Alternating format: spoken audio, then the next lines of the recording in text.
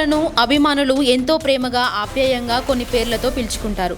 టాలీవుడ్లో చిరంజీవిని మెగాస్టార్గా, నందమూరి బాలకృష్ణను యువరత్నగా, నాగార్జునను యువ సామ్రాట్గా, వెంకటేష్ను విక్టరీ పేరుతో, యువ స్టార్ హీరోలను సైతం young tiger, icon star, global star, rebel star ఇలా వారి ఇమేజ్కి తగిన విధంగా తమ అభిమాన హీరోలను పిలుచుకుంటారు. అంతేకాదు హీరోయిన్ల విషయానికి వస్తే రష్మిక మందనను నేషనల్ క్రష్గా, నయనతారను లేడీ సూపర్ స్టార్గా వారి అభిమానులు అభివర్ణిస్తుంటారు. అయితే ఇలా తమ పేర్లకు ముందు ఇలాంటి ట్యాగులను తగిలించుకోవడం కొంతమందికి ఇష్టం ఉండటం లేదు.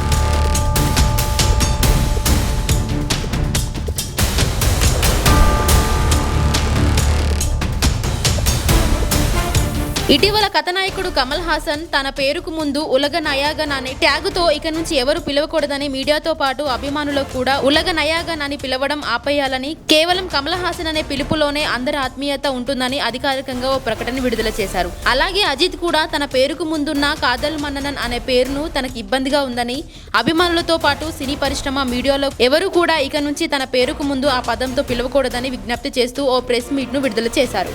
ఇప్పుడు అదే జాబితాలో హీరోయిన్ నయనతార కూడా చేరారు. తాజాగా ఆమె ఓ ప్రకటన విడుదల చేశారు. ఇక నుంచి తనను లేడీ సూపర్ స్టార్ అని పిలవొద్దని అందులో కోరారు. అభిమానులు అలా పిలవడం తనకు ఆనందంగా ఉన్నా నయనతార అని పిలవడం, రాయడమే తనకు సంతోషంగా ఉంటుందని, మీరు ఇచ్చిన లేడీ సూపర్ స్టార్ బిరుదు వెలకట్టలేనిదని, ఆయన ఆ పిలుపు తనను కాస్త ఇబ్బంది పెడుతుందని ఈ ప్రకటనలో పేర్కొన్నారు. సినిమా అంటే తనకెంతో ఇష్టమని, సినిమా అందరినీ ఐక్యంగా ఉంచుతుందని ఆమె లేఖలో తెలిపారు. సో కోలీవుడ్ లో వరుసగా ఇలాంటి ప్రకటనలు రావడం మనం చూస్తున్నాం. త్వరలోనే అక్కడ మరికొంతమంది స్టార్స్ కూడా ఇలాంటి బహిరంగ ప్రకటనలు చేయడానికి సిద్ధంగా ఉన్నారని తెలిసింది. ఈ వరుసలో తదుపరి ప్రకటన ఎవరి నుంచి వస్తుందో చూద్దాం. దీనిపై మీరేమనుకుంటున్నారో కామెంట్ చేయండి.